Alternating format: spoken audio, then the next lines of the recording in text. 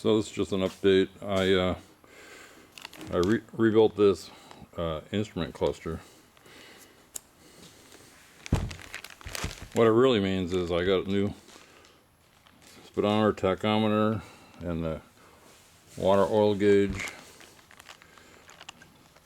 Took it all apart. Got a new circuit board.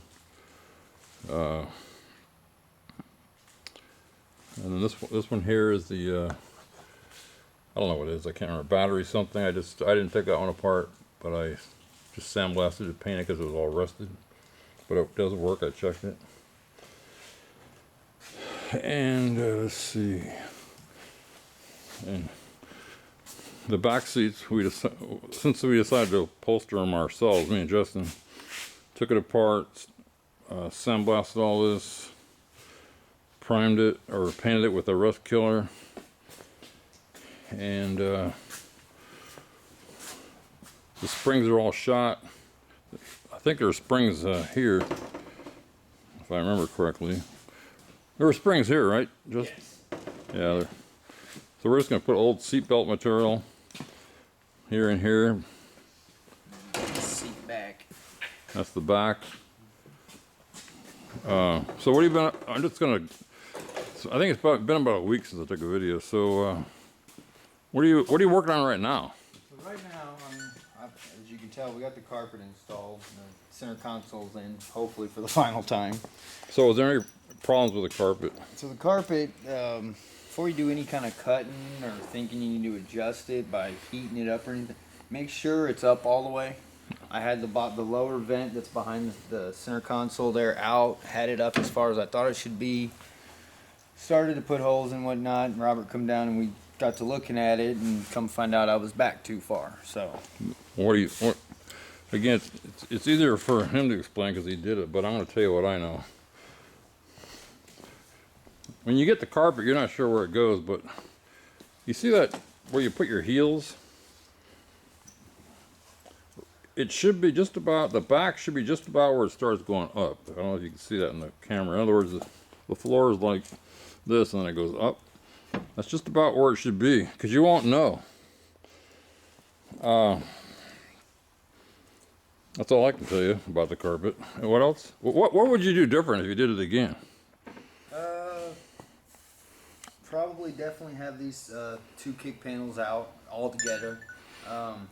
The videos you watch online, they do say that you can just loosen them and tuck it in, but that's a pain in the ass.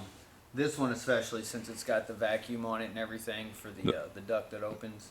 For the heat control? Correct. Climate control? Yes. So, but other than that, just take your time, be patient, especially if you leave it wadded up. I mean, unroll it. We had ours unrolled for at least, I think it was almost 2 days, 3 days, that we had it sitting upstairs, unrolled, flattening itself out. It'd be better if you unrolled it for like a week. Yeah, in the sun type of thing. Yeah, and we're in it gets like 30 here at night. Yeah. Wait, I just noticed he left this on. Oh, my bad. So, you can see the radio and the 8-track is in. I think we already went over that. Any tricks to that? Be patient yet again, and then with these older cars, when if you don't get a brand new center console, which we opted out of because there was just no reason for it, we noticed we had some spacing going on right here at the corner, and that had something to do with my screws that I put in, as well as just it being out of the car for so long and just its age. He's talking about the 8-track trim, right? Correct, right here. So if I push right here, you can kind of see it open up. Yeah, we're gonna have to heat that up Yeah, we're gonna heat it up and mold it back to its original glory. Hey, where's that? It's okay. Where's that ring that was sitting on top of there? I've got it down in there now. Okay. So that ring locks this on, and then of course this guy would go. So okay, I'm just gonna stop. So anyway, we got the 8-track. As far as I know, the 8-track's all hooked up. Yep. Radio's all hooked up. Yep. Console's in. Carpet's in. We put these old runners in. These I don't know what you call them, thresholds, just to hold the carpet in place so you could fit it. That one over there. What's wrong with that side? Screw. I just need to tighten up the screw. No screw. Got the seat belts in. Got the inner quarter panel. That's what I call it. Trim. We got sail panels are going on next. I'm doing the overhead lamp right now, getting it wired up. That way I can get the headliner in. So. We're going to put the headliner in. We got the ground wire. That's for the window. There's the hot. So we got all the wires figured. We got a speaker in. I don't know if I talked about that. We got the package tray in. It's not coming out. So he put the steering wheel in. I don't know if I showed that. He's been doing all the work. I've been doing other stuff like nothing. Couldn't do the work without you telling me how. So it's a teamwork thing. Absolutely. There's just so many things that he does and we kind of do together. They're hard to film this stuff. Yeah. Because you have to have a camera on your eyes. Yeah, especially under the dash. And over here, I can't remember what we put this. What about this, Justin? Oh, the ram air.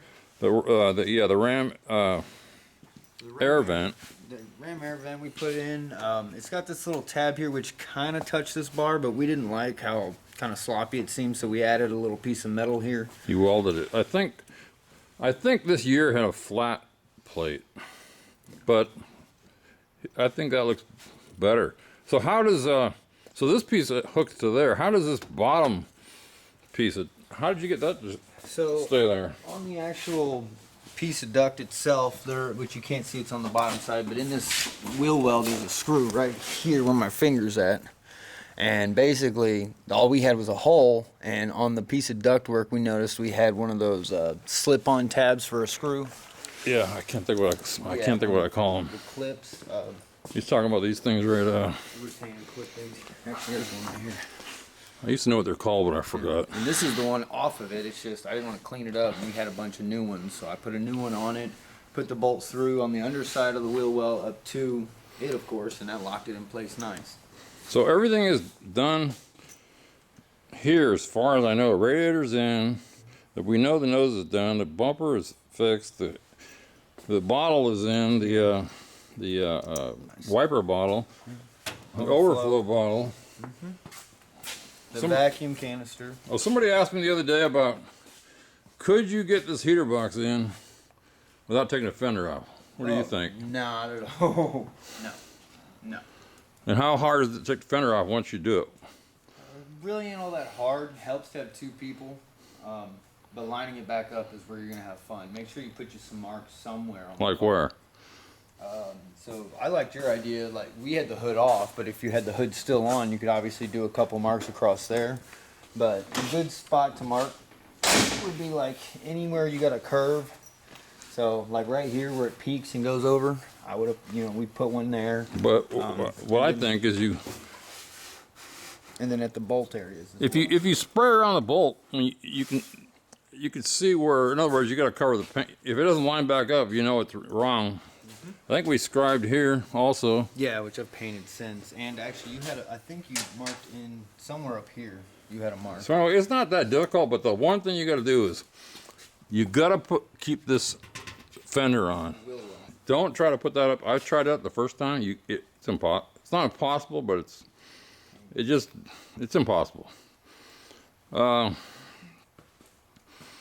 don't know. Did we do anything else? So we checked all our vacuums are good.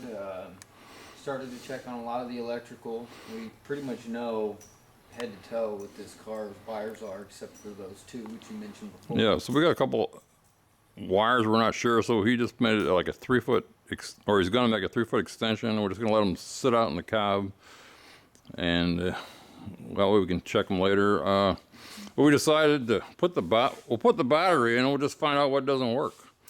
Because everything's cleaned up. We know all the fuses are good. We did all that stuff. Checked our grounds, wrote down all the wires, took a video of all the wires. We know everything. Yeah. The plug wire. Oh, he put these are the factory Wire harnesses. wire harness that goes in that slot right there. If you can see that right here. And there's one right here. And there should be another one on one of these sides. Here, or the other side, I'm not sure yet. I believe it's this side. It's a little different than that one, but yeah. So we're just zeroing in. What is left inside? If you were to do everything you could possibly do, what do we got left? So finish up. I just got to put in the 2 clusters, which we have now ready to go. The gauges. Once the gauges are in, I'll finish up the ductwork underneath completely. Get the glove box back in, which is happening shortly, and then the seats. Seats. And So the window switch. The window switch. oh, I got one of those coming. Yeah. I got a new switch coming. I don't want to screw around with the old rusted, pitted ones. I think it's like 39 bucks. Laying on the floor is a flasher. There's 2 flashers that go in here, and I can't remember why 2, but we know if we look at our books, I think. So I don't know what to say. Oh, we got our jack bracket. Oh, Ready to go. yeah. Well, I'll show that later. This is a piece that goes up in. It goes right about. If you're in the trunk, it goes right about Yeah. here and holds your jack in. I'll show that later when I do that. Here's the cell panels. The seats, here's what's going on with the seats. There's a seat cover on it, This is the new leather. but what's wrong with it? It's just sloppy. So this should be kind of concaved in. These should be able to tuck and stay in here. The originals, of course, there was some plastic sewn in and whatnot to the foam, which I think everybody knows at this point in life that you can't sew nothing to foam and expect it to stay for life.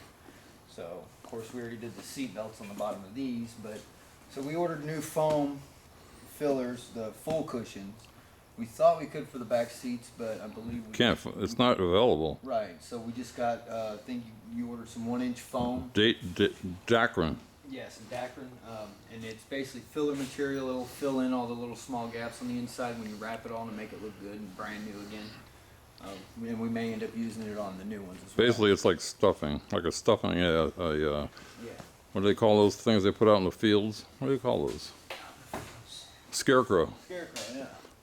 But Just a- this was my biggest concern on the seat. So the front doesn't look too bad. Of course, there was absolutely nothing here. So we Same thing. This was originally stitched into the foam somehow. or glued. Right. Well, when I try to tighten it up back here, you can see the wrinkles, and there's nothing's gonna change that. I don't care. The back piece, when you put it on it, you won't see this, of course, because you got that plastic, but it's just so sloppy and loose everywhere else. So what we're gonna do, I think, we're gonna stuff the sides and try to get rid of some of that.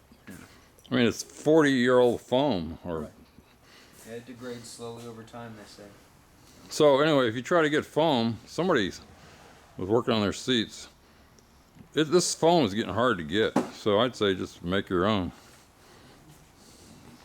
But we're gonna work on it.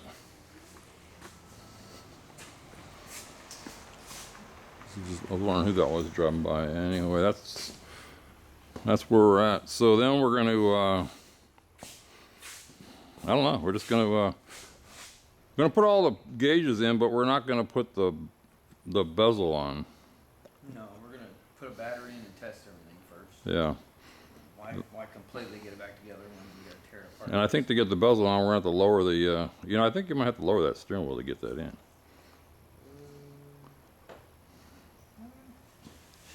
Should just have to pivot it. Think it'll go in? Yeah. It might. The bottom goes in, then you fold the top in. It's opposite of taking it out, basically. So you got them 3 screws up there, and that's all that really holds it. Other than it being so tight. Oh, so the pieces I can't get, I think I said it before, I can't find, or they're not making it right now, this upper door panel. I just can't find anybody's making it. So the big black boxes are the lower. And and then we're gonna go, well, I like to start this, but I keep putting it off. To me, the engine's easy because you can take it out if you want, and all the pieces are there. But then we got some a 2K primer, which basically is I call it epoxy because you mix it. Some reducer.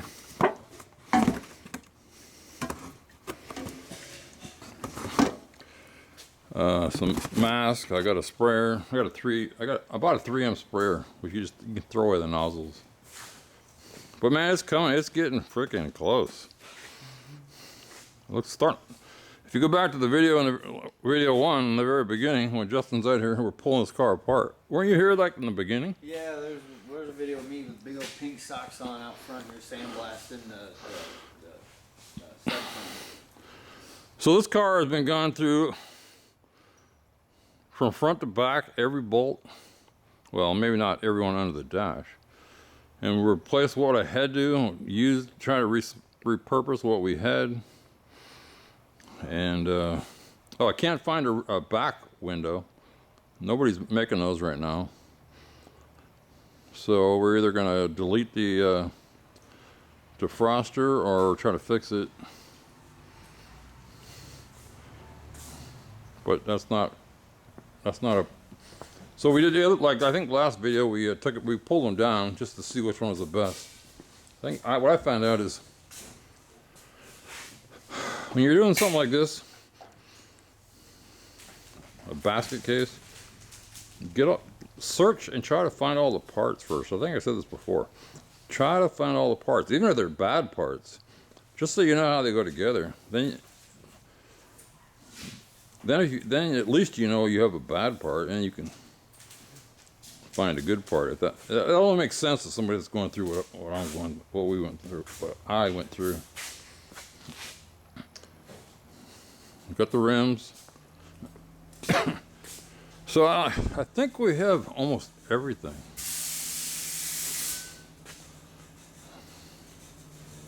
So, I'll keep making videos until it's done, but I'd say one of the tools I use the most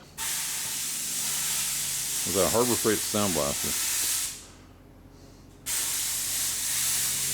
I use that all the time.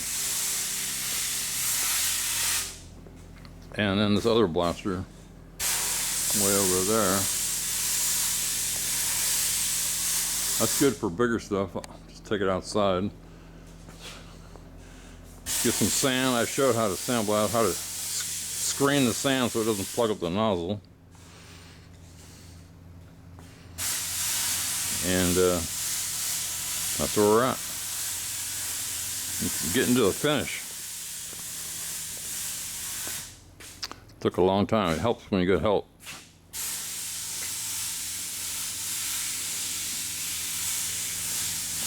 You know, everybody is doing. I want to add this too. You know, I'm not a fan of Facebook. I hate Facebook, but there's a lot of forums on Facebook. I found out recently. So you could like take a picture of something and say, well, how does this go together? Or what's wrong with this? And you'll get about 50,000, not 50. You might get 20 answers, which will help you. So anyway, that's the lowdown of what's been going on. And now I'm just, I'm starting to think about the carburetor, the vacuum lines, what I need, what I don't need, because I got rid of all the smog. Got to make sure I plug up all the ones I don't need. I'm getting an electric choke, so I got to figure out where to tie the choke into. So when the key turns on, I need the choke to, not on crank, but on run. I need it to choke to be hot. Or if I really wanted to, I could put a switch. Instead of a cable, you could have a switch choke. Just click a switch, the choke would open, the choke would go on. Maybe that wouldn't work. Maybe the choke would close when it cooled off. So, that's it. Man, oh, and I think I said I got a new windshield. That I found locally. You can get it from like 175 to maybe 220, depending on where you go. Just keep calling people in your area. And I guess that's it.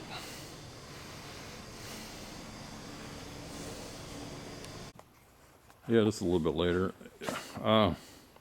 Just to end this for the day, I just put a new torque rod in. So you slip it in here. It's got like a 90. Put it in there.